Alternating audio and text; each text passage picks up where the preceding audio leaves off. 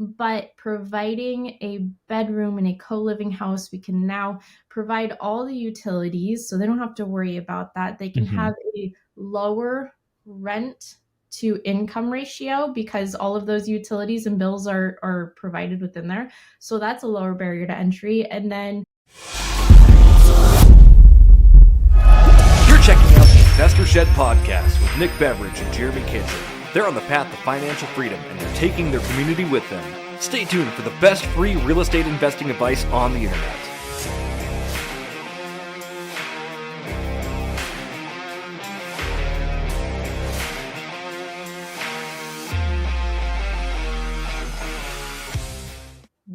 welcome to the Investor Shed podcast. Here's your host, Nick Beveridge and Jeremy Kitchen. Whoa! Wow, thanks for doing the intro. Yeah, thank we you should so do that much. every time. We have an awesome guest for you today, ladies and gentlemen. Sara Barb, a returning guest on the Investor Shed podcast. Sara, welcome back to the show. What's up, gentlemen? Yeah, we just got through some technical difficulties, so we're so excited to actually hear Sara right now. Yep. The problem was on our end. Yeah, we're a bunch of Stupid big headphones. buffoons, so we figured out our own issue. No thanks to me, of course. But let's talk to our guest a little bit. Sara, we love you and we appreciate your time here. Last time we talked on the Investor Shed podcast, you kind of told us about all the projects you were up to and everything you're doing. Obviously, in the last year, a lot's changed for you, but I think a lot's the same. Can you fill everyone in on anything new that's going on in your journey? Oh man, new in my journey. Okay, actually a lot has changed. We still have our, main businesses. We've got our real estate investments, we've got our construction company, we've got our property management company, but our property management company is taking a big pivot right now, and that's kind of where all of my focus is going. Do you want to hear more about that? Yeah. Please fill us in. What happened? Okay, I had that Airbnb that was doing really great in the past few years, and then the market shifted. And so Airbnb is not doing so hot right now. I looked to sell it. Market shifted. It wasn't going to make what I needed it to make on a sell. So I looked at renting by the room, and I jumped down this huge rabbit hole in shared living. You did. Yes, I did. So now my entire property management company and most of our real estate investments are being pivoted into this co-living model where we are renting by the room and creating housing communities is really what it is. Our focus is really going to be on, the model is fantastic because it makes cash flow higher for landlords. It makes rent lower for tenants, and then the better we can manage and set up our systems and create our team around that, then it's just an all around win for everyone. But our focus within these co-living houses is going to be community. So we're building communities within the houses themselves. Right now, we're working on getting under contract a 6,000 square foot home that's going to be 18 rooms with 3 common areas. And within this house, we're going to build in personal development libraries. We're going to build in events, and every tenant, every resident within their tenant onboarding gets these personal development journals. And we're really going to start trying to facilitate growth within our residents so that we have more impact on not just us and our landlords and our team, but then also the residents that we have too. And then once we get our feet kind of wet in that, our system's really solid, we build a really good team around it, then we'll start to target kind of more of underserved demographics.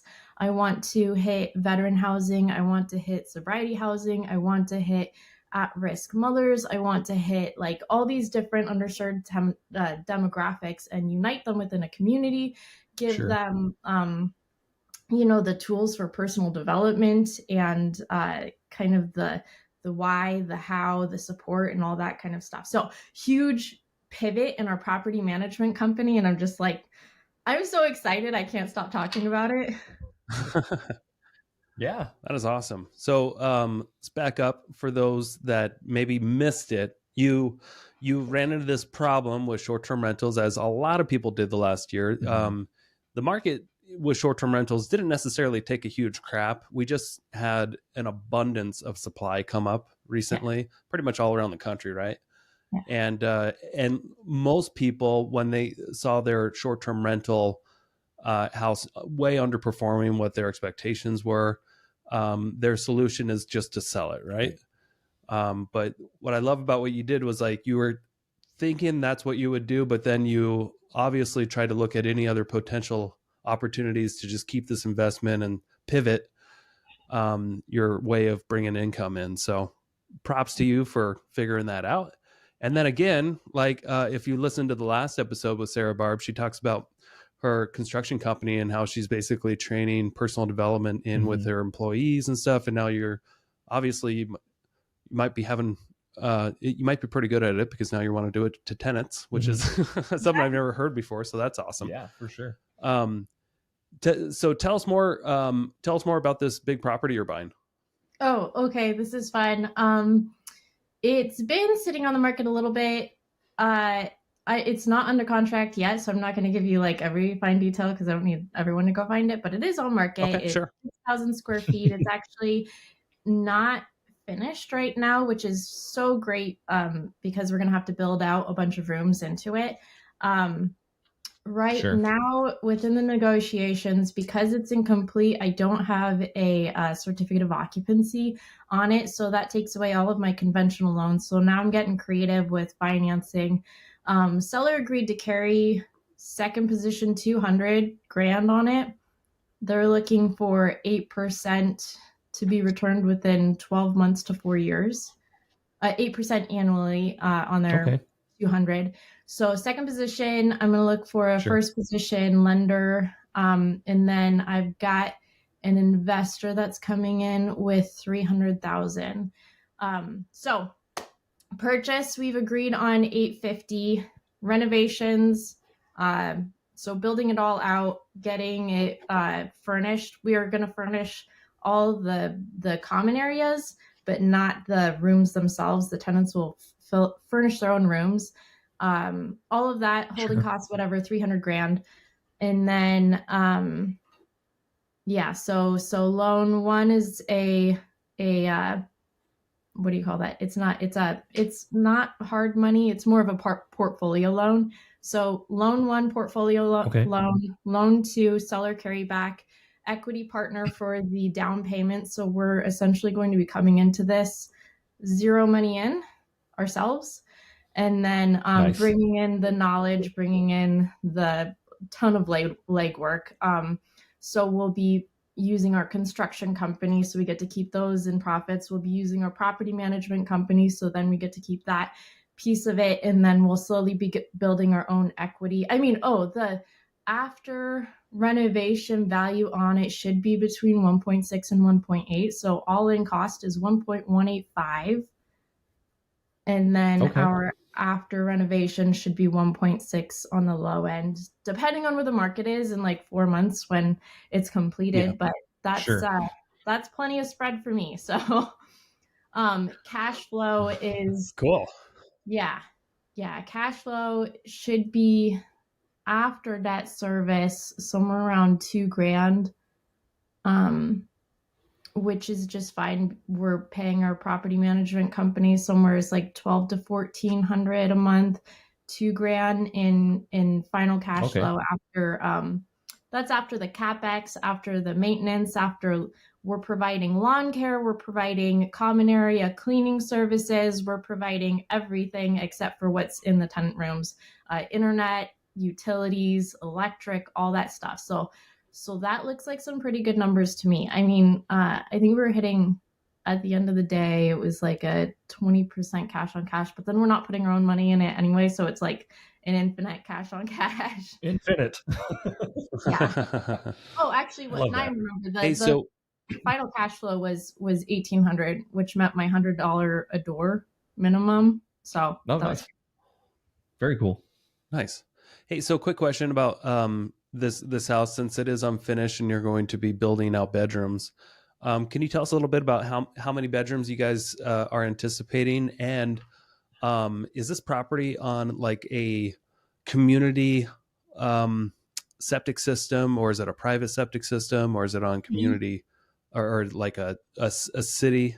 Because that's city utilities, because that could definitely, I know if you're just on a septic system, like some people don't think about that, but you can't have just unlimited bedrooms because you'll get capped out pretty quick from the Panhandle Health. But I'm sure you're the queen of due diligence, so tell us a little bit about this. The first property that we were trying to get under contract, we got real close in, like, we got everything negotiated, and then before we actually got it under contract, then somebody else came in and put in just a normal offer, and they're like, you know what, this is a lesser offer, but it's less risky, so we're going to go with the less risky offer. But that one was on a septic system. Nice. So we built into our numbers putting in a second septic system, as well as annual pumping and all that to keep it from backflowing. My primary residence is on a septic system, and I've got like 10 people on it, so we're pushing it. Sure. Yeah. But with the city utilities, I'm running everything kind of per person on what the utilities are. We're only doing at the moment single people, not couples, in these bedrooms, because one of the main issues that we're going to see is parking. So the lots that we're purchasing are large enough so that we can provide enough parking, so that we don't have code enforcement coming and knocking on our door and saying, you can't have that many cars here. You're pissing off all the neighbors in the entire neighborhood, all that kind of stuff. So we're super choosy on what the property is, where the property is, if there's an HOA for it, what the neighborhood looks like. Are there already people parking on the street? Are they going to be, annoyed that there's a lot of cars coming in? But the gist of it too is management, good management, heavily screening. Last episode we talked about a lot of screening, so heavy screening up front, yes. and then really selling the idea of clean, safe, and quiet living at an affordable price. And that's really the goal there, because the more we can make it clean and safe and quiet, the less it's going to make the neighborhood annoyed. Sure. The more value we can provide to our tenants. Obviously we want it to be safe when a bunch of strangers are living together, but then uniting them in a community atmosphere. I was listening to a podcast yesterday, I think it was on the Brandon Turner podcast, just about how disconnected our society is, and how we don't have a lot of awareness. This podcast specifically, he was speaking on mindfulness, but it resonated with me, because in this model, we can create communities where people can start to disconnect from the constant, social streaming and all that kind of stuff, and actually connect within a community and provide community events where you're like having a big cookout around the kitchen or whatever. This property that we've got working on right now has a huge kitchen in it. So like, how do we create regular scheduled events so that people can come together in a community? And I don't remember what the question was, but I'm just rambling off. Yeah, no, that's great. And just to dive into that a little bit more, Sarah, obviously we kind of talked about you going through this kind of switch in your business model. I do think the co-living space is something phenomenal, and I think there's a lot of value to be had, but I want to know why. Like what's the deeper down with this? Like what's causing you, or what's making you want to make a shared living space? Money. What? Just kidding. I mean, okay, initially... No, I don't think it's a money-based thing. I'm just... Yeah. I mean, if you talk to me long enough, you'll know that nothing is actually money-based. Everything is centered around money, but nothing is money-based. When it at first, it's what is the art of attraction? At first, we were attracted to the idea because it has a higher cash flow potential. With our Airbnb house, we've got 4 bedrooms in it. We're not going to do anything to add any more bedrooms. I just want to get my feet wet, get it filled, and start to get the systems running, because I have an entire, I went through a coach and I got all of his systems, and now I'm going to apply them and tweak them to what I want. But as I was diving into this, obviously we were initially attracted to it because it's a higher cash flow. With our Airbnb, we were doing this past year, revenue was the same as our 4-unit apartment complex. So really killing it in revenue. Cash flow, we ended up breaking even for the past year. That's not what I want to see. So looking at the numbers for co-living, we should be still hitting nearly the same revenue as the Airbnb and the fourplex, with a much, much higher cash flow and much less management than an Airbnb would be. So initially, that's what attracted me to it. And then with my coach that I hired, I'm working with Sam Wager. He was on the Bigger Pockets, somewhere in the 500s.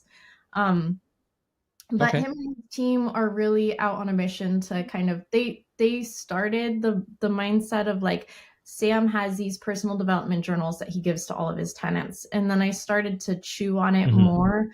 And I'm like, wow, I could put a library in there that has books like, Total Money Makeover, Pay Down All Your Debt and Start the Debt Snowball, and books like Rich Dad, Poor Dad, How to Start Leveraging Your Debt, books like Good to Great, books like, and all these, I would just want a big personal development library. If one person out of one house picks up one book and it changes their life, that's massive. That's a massive ripple effect.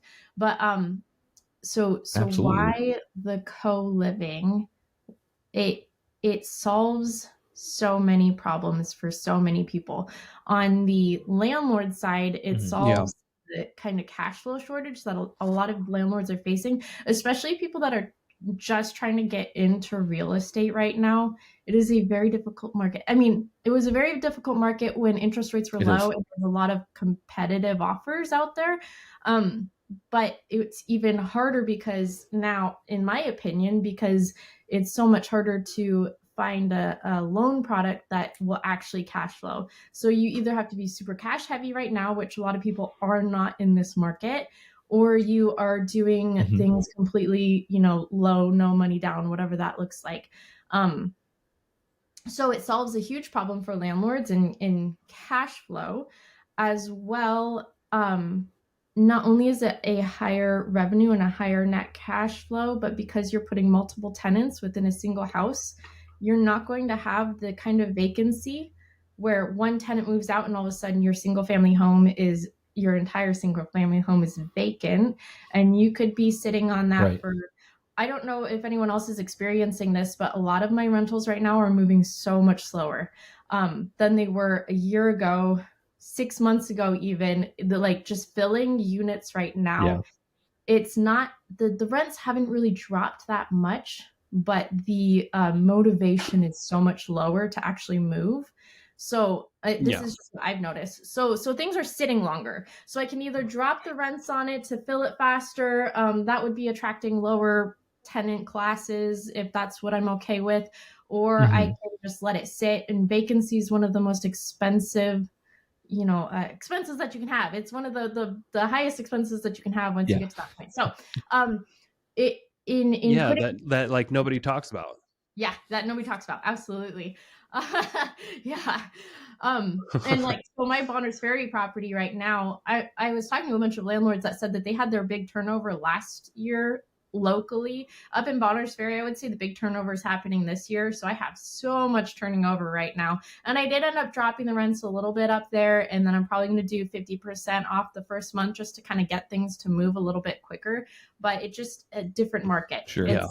It's fun to face the challenge of how do we pivot and try new things, since I've only seen in my real estate career this kind of market, not even so much this kind of market, and definitely not this kind of market. So I'm having fun trying out new strategies. But so doing co-living in a single family home for the landlord provides more stability, because when one person moves out, it's not going to leave your entire house vacant.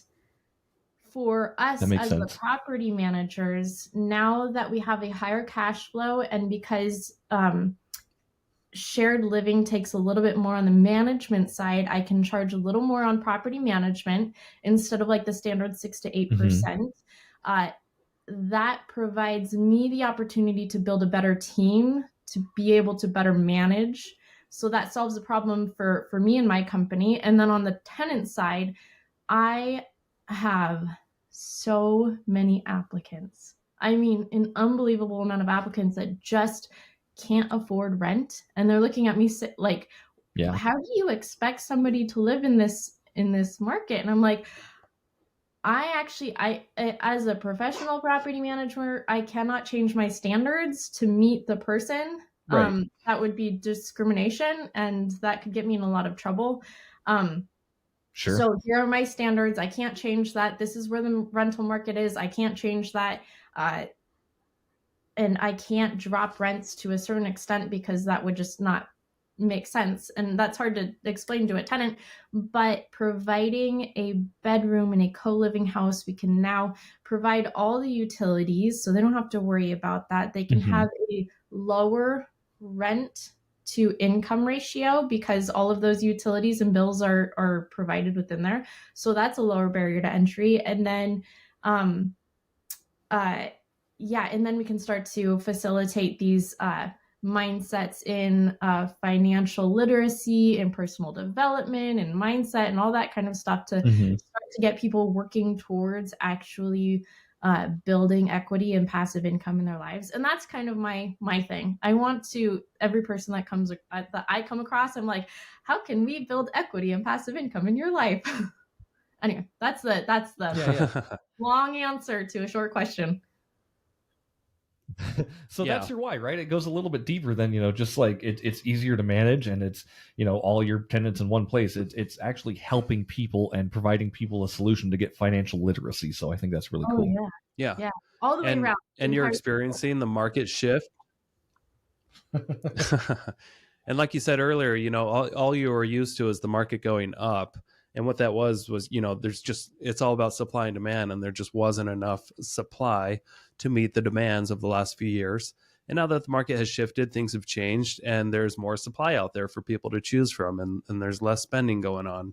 And so what you've done is like you're designing a product that fits the market and fits the current situation of most people that are kind of desperate to look for something like this. Like all I need is a bed and a room that locks and maybe some internet and a place to park my car. And I can't find anything in this county.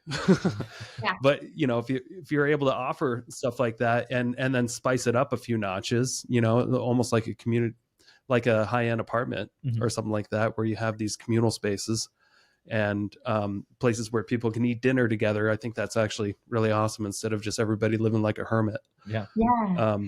So can you tell us, is this all? No, you go ahead. Okay. Well, I don't want to interrupt your thought. Yeah. And as a long-term strategy, I was thinking about this earlier this morning. Do you think it's going to be easier or harder for our children to move out of our houses in 10 to 20 years? My kids are 6 to newborn. Nick, yours are 7, 5? Yeah, 4 and 7. Okay, and Jeremy. I think it. Got one on the way. Yeah, with me, I don't think so, because I think I'm going to do the best I can to teach my kids what to do and to house hack and to go out there and just show them proof that it's you can be a tenant or you can be an owner, and owners are worth more long term than tenants. And just encourage them to go, hey, I'll help you buy a house. I'll help them any way I can, except for maybe financially, but I'll teach them how to do it and teach them how to get their friends as roommates to pay them. And I know it's going to work really well with Aubrey. We'll see about Holden. He's a different personality type. Too early to tell on that, but since we're on the subject, if you don't mind me taking over a little bit, like Sarah and I, we had a talk. It was probably a few weeks ago where we went on a hike, and the way she handles her kids and finances was really cool, and it's something I've grasped onto and I've told Sam about, and we're on board with it. Can you tell us a little bit about how you are getting your kids ready in order to thrive in the new world? I Love this. This is one of my favorite topics that I talk about these days. And for the listeners, I have 4 boys. Their ages are 6. We just turned 6 a couple weeks ago. 4, 3, and 7 months. So we're crazy. Yikes. Yeah, a lot of work. It's insane, but we need the construction company. But anyway, so as far as financial literacy for my kids goes, I have a system set up to pay them for every job that they do. I don't call them chores, I call them jobs. So as toddlers right now, they are making their bed, they're doing the dishes, they're sweeping the floor, they're wiping down the table every single day. And these jobs are going to get more. Oh, and picking up their toys. Right now, at this time, since they're all toddlers, they get paid a penny a piece for every job. And really, as they start getting older too, I'm going to start stacking jobs together. So like in the morning after they eat breakfast, they take their plate to the sink, they wash their dishes, they go and make their bed, and then they get dressed. And if they could make it through that entire habit stack all together, I'll pay them a penny a piece plus 5 cents for making it through the habit stack. And I'm going to start to stack onto that as they grow older. And it will, like, we have a homestead here with chickens and a garden, and we'll get more animals as we get more into it. And the boys will get jobs within our homestead, and they'll actually get paid for it. This coming summer, what I want to do is we're growing a bunch of vegetables, and last year we grew way too many zucchinis. And I'm like, why are we not, we live on a busy road, why are we not selling this? But why not have my children work the stand, learn communication skills, learn how to sell something, learn how money works a little bit better, that trading goods for money. And then they can keep a percentage of the profits from that. And then, so what we do once they make the money, it's a little bit of like a Dave Ramsey style. If you've ever seen his envelope technique, they have a little bag that they put their earnings into. So they earn this money. And then at the end of the month or the end of the week or however often they want more money, we go and we split it 4 ways. One way is for spending. The spending goes into, we have a little home store where they can buy all of their arts and crafts. They can paper, glue, tape, pipe cleaners, fluff balls, I don't know, a bazillion things in their arts and crafts store. So they can buy things out of their arts and crafts store. They can buy some extra tablet time. They get 10 to 15 minutes of tablet time a day. So they can go and buy extra tablet time. They can buy a movie night, like all these things. They can go purchase out of their spending bag. The second one is a savings bag that's going into a high yield. Right now it'll be with STCU. They've got some kid programs there. It's high yield until like $500 or something like that. But so it'll go into a high yield savings account, and that will be for whatever that rainy day looks like. Really what I'd like that to be is the start of the down payment for their first property is what I'd really love. But ultimately I will give them the agency, the opportunity to choose that. But not until they're old enough to actually make a good decision. And then the third one is, what did we say? We said spending, we said savings, and then there is, I'm mind blanking here. We have spending, savings, donations. There's donate too, right, Sarah? Yeah. So they can give to their church. They can give to whatever makes their heart cry. If it's saving bunnies, then have at it. They want to teach them to give a portion always. And then the last one is the investing. So right now I have it in a Robinhood. I'm not sure that's the best place to have it, but the idea is not to make the most at this time. It's just to show them that your money can make money. My 6-year-old caught on to that really quickly. His eyes lit up. Like, what do you mean my money can make money? Like, I'm like, oh, I can't wait for you to experience this. But as they get older, I really want to, roll it into some bigger investments. So right now it's in a Robinhood account.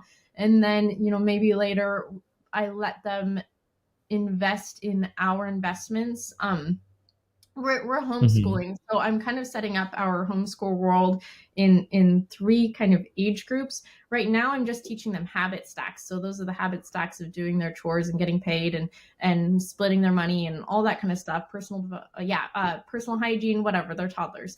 The second stage is going to be more questioning, why is this habit stack in place, and that will be the same with like how we're investing, why we're donating, asking those questions and really pushing that. And then the third stage is going to be giving them the opportunity to make their own decisions. So that's kind of that high school age. I want them to leave my house with some reps under their belt of actually making real world decisions while they still have the guidance of parents and mentors at home, so that when they exit, they actually have that like, oh, I've been making these decisions. So now when they become high schoolers, one of the things that we're going to push them to pursue in high school is apprenticeships.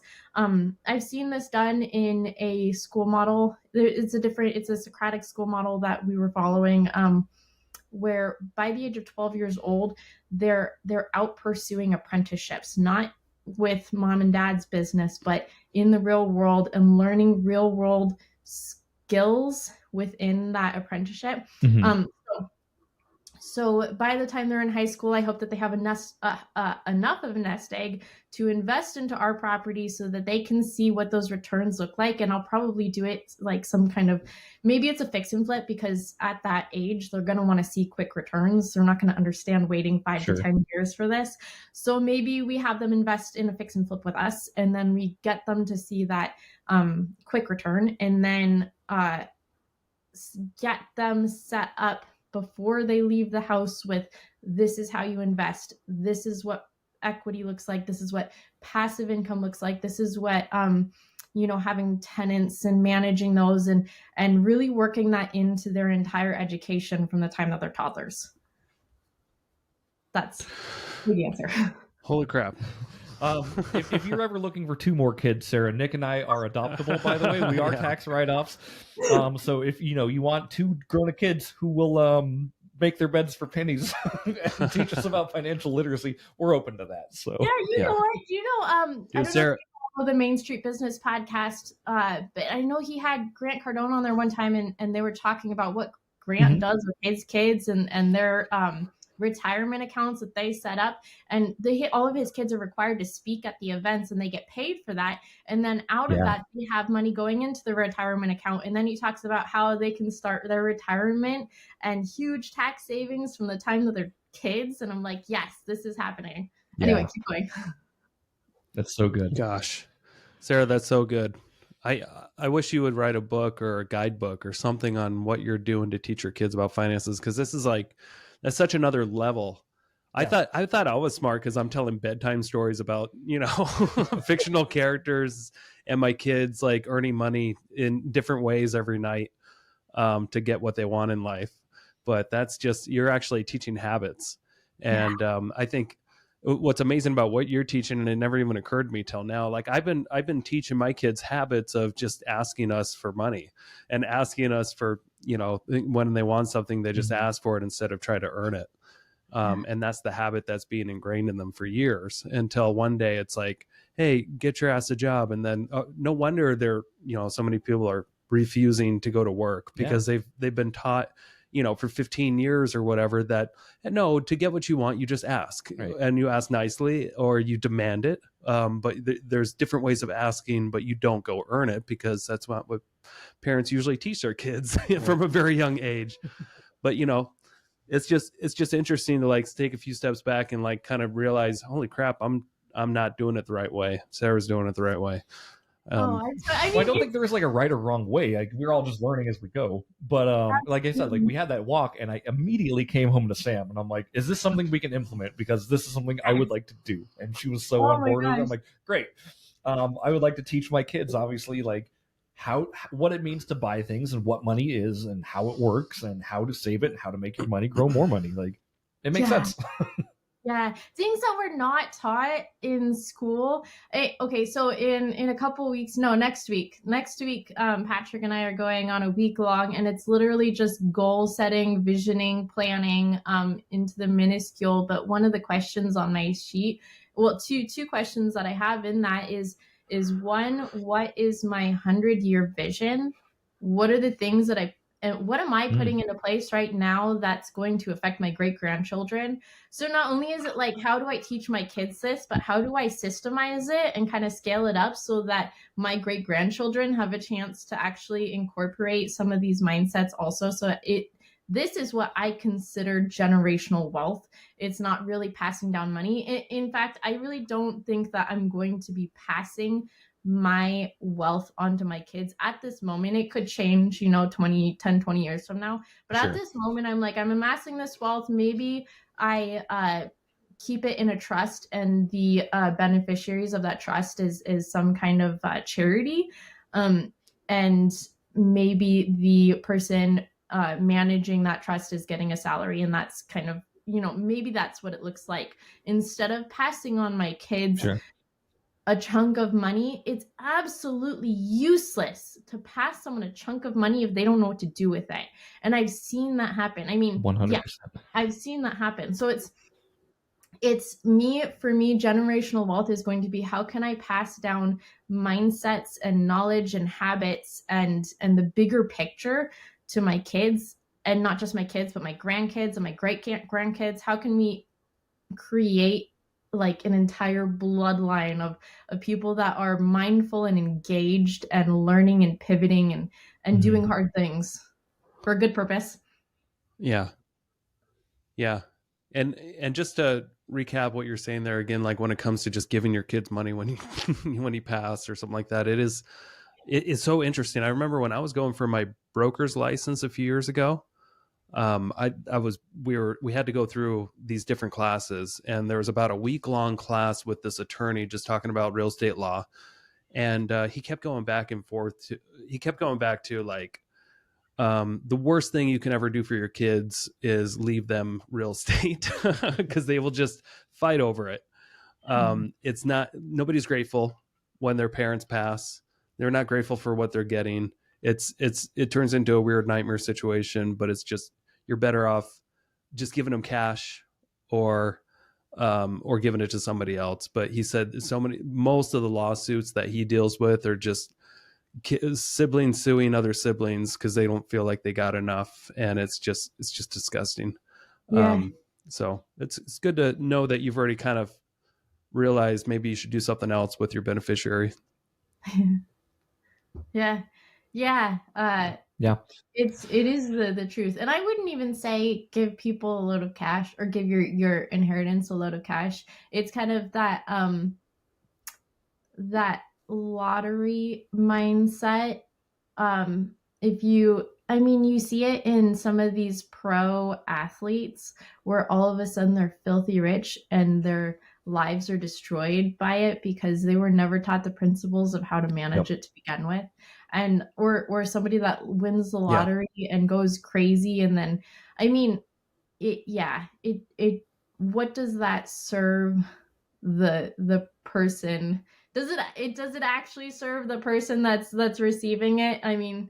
So definitely I'm looking to pass on the wealth of knowledge opposed to the resources. But if I can amass an empire that's scalable and can run without me, then can that be used to can the beneficiary of that be used to charity instead of to my kids, which hopefully by that point I've taught my kids how to actually manage their own wealth and create their own empire, hopefully better than I do.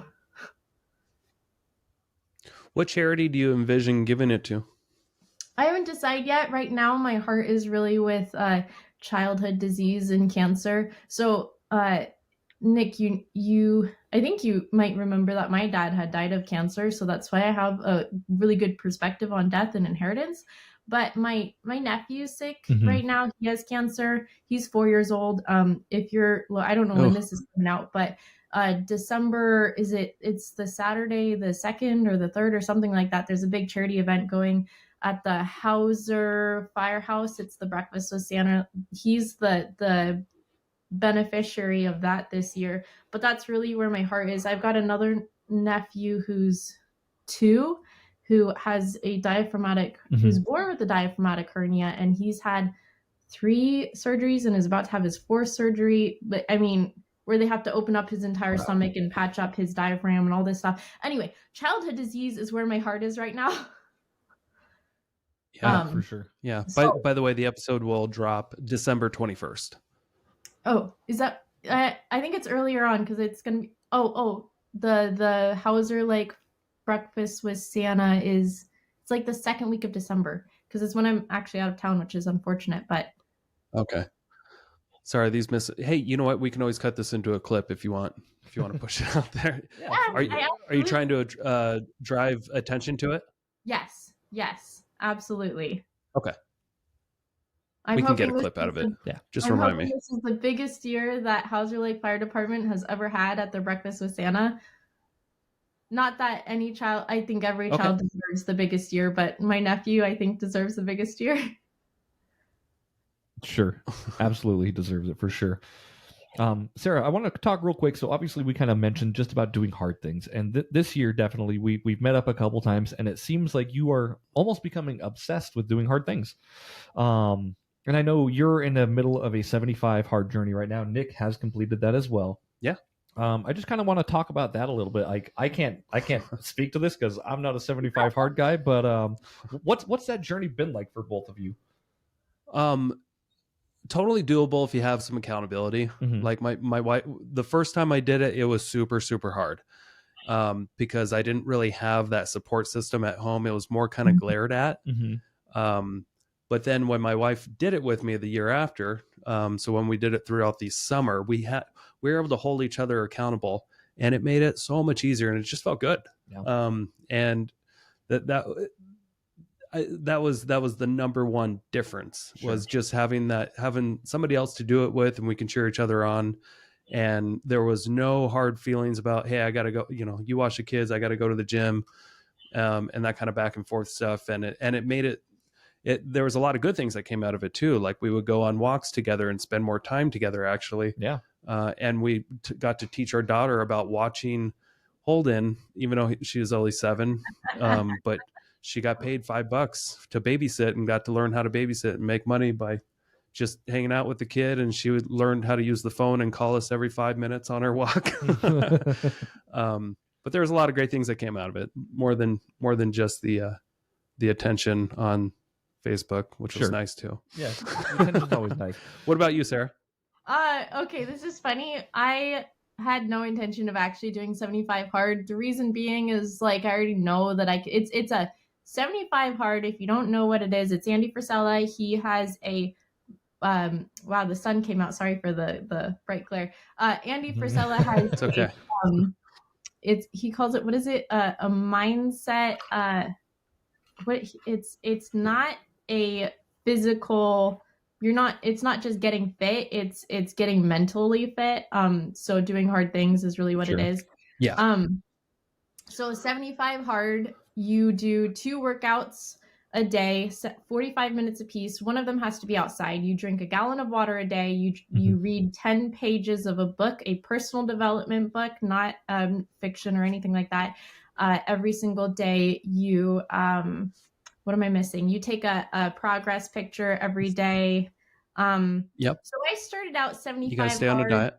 Oh yeah, and you have to stay on a diet, no cheat meals, and no alcohol. That's the other one. I started out 75 hard, and I really had no intention of actually doing it. And I literally posted it on Facebook because I'm like, I'm not really. Somebody had challenged me to do it, and I was like, whatever, I'll just start it. And then I decided I was going to post it on social media just to actually keep me accountable. Because I entered into it telling myself that if it gets in the way of my life, then is it actually worth doing? And as I got into it, then it was more like, I'm just going to commit. I'm fully going to commit to it just to prove to myself that I can commit to something 100%. I think I'm in day 57 or something like that right now. So I'm at the tail end of it. I've only got a few weeks left here. Sure. Nice. I breezed through the first half, and I hate to say that it was so easy, but that first half was so easy for me. So easy to the point Okay. that I decided that I was going to add in ice baths to my 75 hard just to like up the hard. It wasn't until halfway through that I started having more like tripping up over my own mindset. The real push Mm-hmm. came to me when I realized that I was doing 75 hard at the expense of my family life and and showing up to my business. When I hit Mm-hmm. that point, that's when I'm like, now my why is challenged and this is really hard to show up for mentally. And that's when I posted All right. on I had posted on social media that day as I was standing at the door to go out to my cold plunge. That's not even part of like the 75 hard. I was like, I don't even need to do this. It's not even part of 75 hard. So I went and got in my cold plunge and I posted on my Facebook in my 32-degree cold plunge. There's literally ice floating everywhere in it now. From that, I said, when your excuses weigh more than your why, those are the moments that define you. Just do it anyway. Mm-hmm. And I realized there is so many instances in the life of the entrepreneur that's the decision that you have to make. When your excuse is way more than your why, that's the moment that defines like who you are and the success that you're going to have. So I decided that I was going to finish out 75 hard, even though I'm like my heart's not in it anymore. And it's gotten since I hit that mindset wall, that's when it got hard. And I'm like, wow, that's kind of crazy. But yeah, so I'm almost done with it. I've almost walked away from it. Since that moment, I've almost walked away from it, I don't know, every other night. Yeah. It's not easy. That's why they call it 75 hard. And it is mostly a mind game because your body can handle it. Right. Yeah. Especially the way they have it laid out. If you're drinking enough water and you're doing 2 exercises a day and you're spacing them out, and it's always, they don't tell you what kind of exercises to do. You could just go for a walk. Yep. Yeah. Like it's definitely manageable, but it just becomes a mental mind game of, do I really need to be doing this anymore? Right. And then you're just constantly, having conversations back and forth. Like, it's been long enough. Can't I just have a beer? It's, it's a trip, but you're basically just fighting yourself at the end. Yeah. That's kind of what Sarah talked about too, because you said at the beginning of your journey it was super easy for you, and then you almost psyched yourself out because you're like, now what I'm doing is in my way. I'm annoyed by it, and if you're annoyed by it, like the want to do it is not going to be there. Yeah. And I'll tell you why I failed the first time. I failed at day 45, I believe. And I was taking the kids out for my second workout of the day, and it was outside, and I was going to go take them on a hike. And it was super windy out at Tubbs Hill. And as soon as we walked out of the car and started walking towards the hill, the kids were just complaining. And they're like, we don't want to do this. It's too windy. And so I took them back home, and my wife was making dinner, and I was going to go out, and she's like, go ahead. And I could just see it in her eyes. Like, she was like, just that little bit of disappointment. Mm-hmm. Like, okay, go do what you got to do. Yeah. And I remember maybe 5 minutes into this jog, I just turned around and came home, and I said, this isn't worth it. For me at that point in time, I was like, it's not worth disappointing my wife again, just for myself, like I've gotten the results. I'm okay. And maybe I don't know if I regret that or not still to this day, but that I didn't have that support at home, Yeah. So the second time around, it was a lot easier.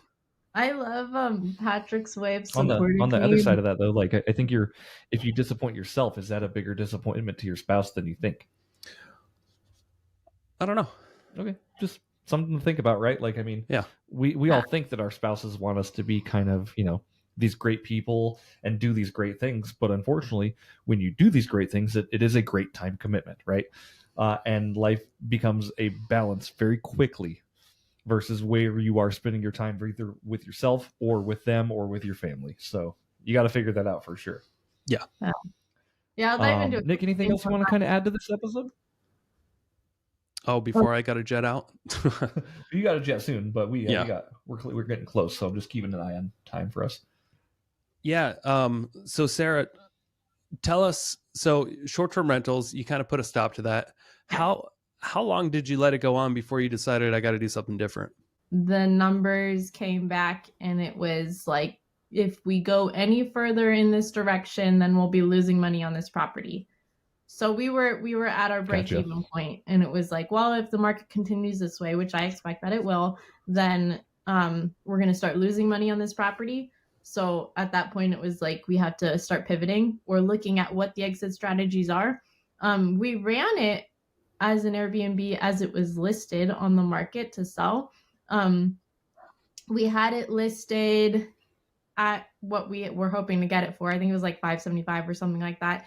And then the interest rates hiked. And so our realtor said, you know what, we got to drop it. And then they hiked again. And then she's like, now we got to drop it. And at that point, it was below our number that we were willing to sell it at. So we're like, okay, we're going to take it off market. So we had it filled as an Airbnb through that. The problem is, it's just like, it's in Spokane, so we're paying a lot in taxes. We had a professional manager for it, so we're paying 30% management fees. If I was managing it myself, it might have been worth it, but to me, I'm not interested in spending that much time on one single family home. At least with a co-living, we're putting long-term tenants in there. Yes, there's more management it's more, I wouldn't even say it's more in management. It's more nuanced because you have multiple people living together, and it's more systems heavy, but it's not necessarily like more time in the property than like a multifamily. Yeah. And, I've had Airbnbs myself, and I've had them before the big slowdown, and, when things were doing pretty well. But still, like, when I look back at my numbers for the year of like what it cost in property management fees, all the, the booking, all the cost of sales with the booking fees, after all the cleaning fees, after all the utilities that you're paying that normal long-term tenants wouldn't, like that they would pay, as far as your power bill and your internet bill and the cable bills and all these things. What I found on a lot of the properties I had was that I would have been better off if it was just rented long-term, money wise, after depreciation and all that stuff. Like, it wouldn't have made a big difference, but like Airbnb is such a heavy operational business that you've got to be involved in nonstop, even if you have a manager. Did you ever experience that before the slowdown, that like just noticing that maybe, or unless it was just me, but did you ever notice just how expensive it was to operate them and what your bottom line looked like as compared to if it was just a rental? Yeah, absolutely. Another thing to note on Airbnb short-term rentals is that you're paying income tax on those. It's not taxed at your passive income on your Schedule E, so you're paying income. So if you're somebody that's already making a lot, then you're probably bumping up your tax bracket at the same time. So is that worth it? I don't know. It depends. That's why I think arbitrage is a really cool it's a really cool strategy if you are not able to secure your own hard asset. But by arbitrage, if you don't know what I mean, is you're leasing a rental and then you're subleasing it as a short-term rental. So you can get into real estate with absolutely nothing. The problem is that all of it is active income. It's not going into your passive, taxed as passive income. But sorry, we just had a little switch on people here, so now I'm in the driver's seat, Sarah. But anyone listening, Nick had to go to a meeting. He's tidying up right now. One thing I wanted to talk to you about, Sarah, with the co-living space, and this is strictly from somebody who's obviously never done it. But so say you have 10, 15 tenants in a house, right? What if some of them are messy? or what if some of them are, leave their dishes out or jerks to another? Like, how do you combat that? Sure. We've got with the coach that we hired, he has entire systems around that. Who's cleaning up, how they're cleaning up, where are people keeping their personal belongings. So for one, I am going to have a regular cleaner come to each home for the common areas, and personal items may not be left in the common areas. Personal items have to be kept within the rooms. If they're in the common areas, then they can go into a bucket to be claimed. But then after that, they're just going to be gone. So no personal items in the common areas, so that people, if you're going to be messy, you keep it in your room. There's a they call it the SWOT list of how the things like the dishes are being cleaned and the floor is swept, and then on top of that, the cleaner that comes on a regular basis. So for a larger home, I'll probably have bi-weekly cleaning. For a smaller home, probably monthly cleaning. And then Sure. What was I going to say on top of that? But yeah, it's really just through systems that those are managed. Ooh, I got really bright here all of a sudden. You're like an angel, Sarah. You're just glowing today. It looks like the sun this morning. Right. So yeah, obviously there's systems in place for all that stuff then, obviously. So, and you're a smart enough person where you can figure these systems out. To the average person though, like what kind of steps should they be taking if they're interested in something that you're doing? Like how can somebody get started? Sure. Well, one, I can give my pitch here, I guess, but one reason why I figured I'd really actually put my property management company in this space was to make it more accessible for other people. The reason why, and I remember that episode with Sam Weiger in, I don't know, was it a year ago, 2 years ago, whenever that was. Like once I heard him, I'm like, oh, I heard this episode, and I remember thinking how genius this strategy was, but I did not want to do it myself. And back then I was a one-man shop. It was all me. So I wasn't about to go do that. But now at this point in our real estate journey and our property management company, I'm building a team, and, more hands make light work. So that's one way that I figure it just make it so much more accessible for landlords to get into. If you are doing it yourself, what I would say is, yes, you can set up and do it yourself. Just know that there are some hurdles that you have to go through as far as code goes with multiple people living in a single home. At some point, someone's going to knock on your door and say you're operating as a commercial property, and that is not legal here for code. So we have workarounds for that to make it legal. My suggestion would be, if you want to go that route, go talk to somebody that's already doing it. Go ask them, how are you managing this? What are your systems around that? That's my best advice. There's actually a few people locally that are already doing that with 50 something doors that are co-living. And then there's people that are doing it nationally. Now, this is growing a lot more on a national level. There's companies like PadSplit that are going in and creating the I would say creating the legal and code atmosphere to be able to do this at a larger scale. There's things like the what am I trying to say? The HUD. Yeah, Housing Urban Development. Okay, yep. Yeah.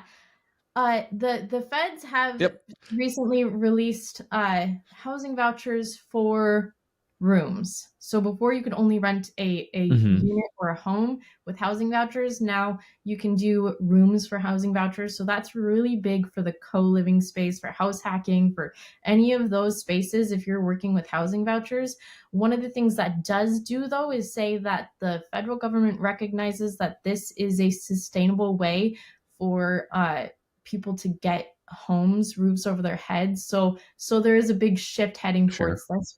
And I think my opinion is it's only going to be more needed in the coming years. but how does I agree with you fully, Sarah. how does a landlord get set up and started? I would say really Mm-hmm. work out what your systems are going to be on the front end and get a coach or a mentor. Yeah. Easiest way to do any of this, find anybody that's doing it and then just rip off and duplicate all their systems, right? And try to provide value in the meantime so you're not just energy suck for their time. So, all right. Well, Sarah, hey, we're getting very close to our hour mark here. I first off want to thank you so much for joining us on the Investor Shed today. I'm going to ask you a couple questions. These are the same questions I asked you at the end of the last episode. And I just want to see if anything's changed or different about your answers. And I remember the last book you told me because I went and downloaded it actually today. And we'll talk about that here in a second. But if you had one book that you recommend a real estate investor or entrepreneur get, what would that book be? Buy Back Your Time is It's brilliant. So that came out recently, and I'm seeing Dan Martell everywhere now, and I really just want to hire him as a mentor. But yes, I am taking every principle out of Buy Back Your Time right now, and I'm applying it in hardcore. Like my 2024 goal is to stop doing any kind of task, low-level task, meaning anything that I can pay someone $30 or less, I want to offload from my plate because I do most of that. And he just has such a one, it's easy to read, two, it's easy to understand, and three, it's easy to apply. So Buy Back Your Time. I think anyone who's an entrepreneur, a real estate investor, anything in any business world, even my higher ups in my company now, I'm going to require them to read that because that principle works for intrapreneurs as well as entrepreneurs. But Buy Back Your Time by Dan Martell. Really great. What was my last answer? I love it. The last answer you gave was Built to Sell. Oh, I love that one too. Yeah. You told me that one, and I bought that one. It's on sale on Audible today for their Cyber Monday deal, so I went and picked that up. I bought like 20 books today, so that's what you do if you're an entrepreneur, I guess. Yes. But Buy Back Your Time, I'll put that on my list. That's a very good one. And I will say, I think that's really good what you're talking about, like buying back your time and kind of going a step further on that too. Like the things I've been doing in my life, if I'm doing something, what I've been asking myself is this pushing me towards my goal? Yeah. Or is this keeping me from it? So, if I sit and I watch Netflix, good example, right? Like if I sit and I do that, is that bringing me towards my goal? And the answer is no. So I don't do it. Is maybe getting a good night's sleep going to bring me to my goal? The answer is yes. So trying to get to bed earlier and trying to do these things and utilize my time a little bit better for sure. The next question I have for you is, if you had $30 million gifted to one of your bank accounts, Sarah, what's the first thing you'd spend it on? Oh, this makes me so happy because I know that I said something like what I am now teaching my children about how I would split that whatever you said, 30 million or whatever it was. And I don't think I had developed that strategy for my children yet when I had said that answer, but it still holds true. I would split that 30 or 3 or whatever, however much it is. And I would, I guess, I don't know that I would put a lot into savings itself, but I would save, I would donate, I would spend some, and I would invest. I don't remember what else I said before, but definitely. Oh, I think instead of like just savings itself, I would probably invest into more mentorship and coaching because that's like the highest value ROI that I can possibly think of. 100%. Next question is, if you had any advice to give to a newer real estate investor or, a newer business owner, what advice would that be? Oh, wow. I love this because I feel like I've been having a lot of conversations, especially in social media, around mindset. Been really pushing mindset on my socials lately. And I think for new investors, one, get yourself around people that are above you, that are doing the things that you want to do. And I know you can ask any coach, you can ask anyone successful, and that's what they'd say. I'm here because of the people that I surrounded myself with, the people that helped me. A big one that I'm looking and really diving into a lot is mindfulness, being aware of yourself. I've been talking to a lot of people that are really holding on to those limiting beliefs, whether it's limiting beliefs in their wealth, in their relationships, in their fitness, in the time that they have in the day. There's just, and that's kind of one of the big pushes in these co-living spaces with providing tools for personal development.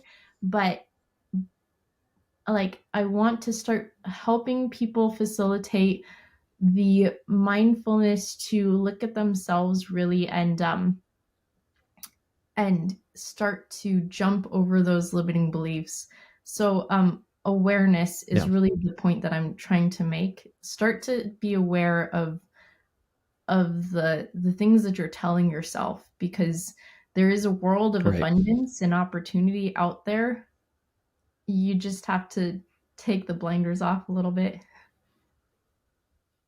Right, 100%. And a way to simplify that too is, I think, like, you are what you allow yourself to be, right? Yeah, I love that. Yeah, for sure. So, yeah.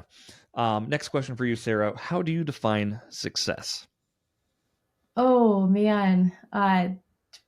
There's a very, very long answer to this, because I mean, I'm literally writing a book to it, and I think we talked about it, but just my tree of values is really where I'm finding success. And it has, like I said, I don't plan on my generational wealth is not in my finances, but in the knowledge and mindsets that I'm passing on.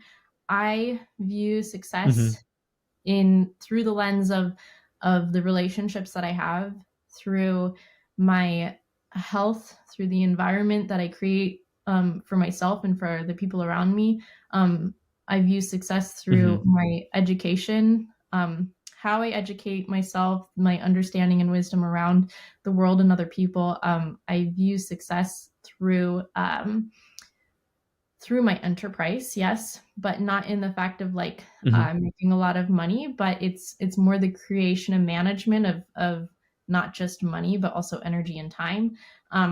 And then I view my success through the legacy that I leave, and I want to exit this world having made massive waves that I don't even see.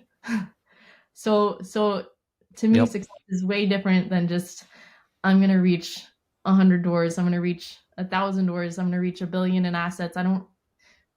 I only want to make that so that I can have a bigger effect on the world when I leave. I love that. Are you a big musical fan at all, Sarah? I was a music student in a different lifetime. Okay. I'm going to quote Hamilton here a little bit. So the Hamilton's obviously one of the major musicals going on. He talks about legacy, and he says, legacy is planting seeds in a garden that you never get to see. Yes. And I really love that. So, yep. Last question for you, Sarah. Where can people find out more about you? Because obviously you're doing a lot of cool things. You're writing a book. Your presence on social media is amazing right now. You were doing so great on that. Where can people follow your journey? Okay, on Facebook, Instagram, and any other social media, I am the Sara Barb at the Sara Barb. You can email me thesarabarb@gmail.com.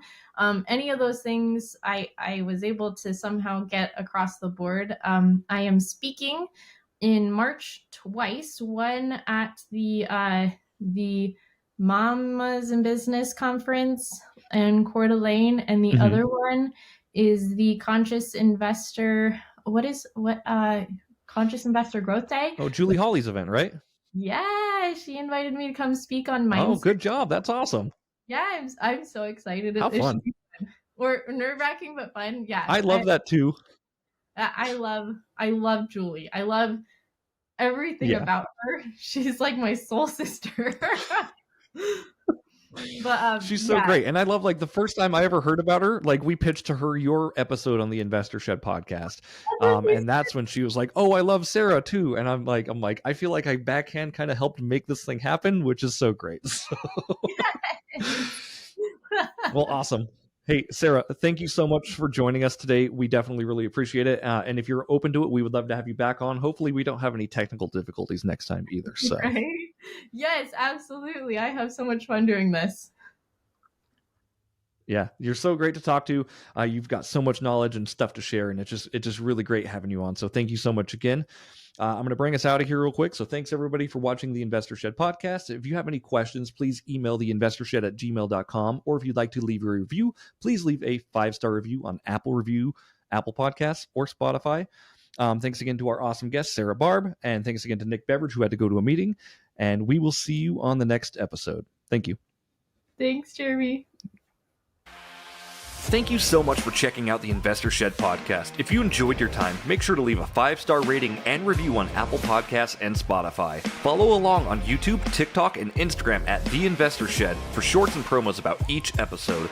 Do you want to be a guest or know someone who has great real estate investing advice and stories? Reach out to us at theinvestorshed@gmail.com.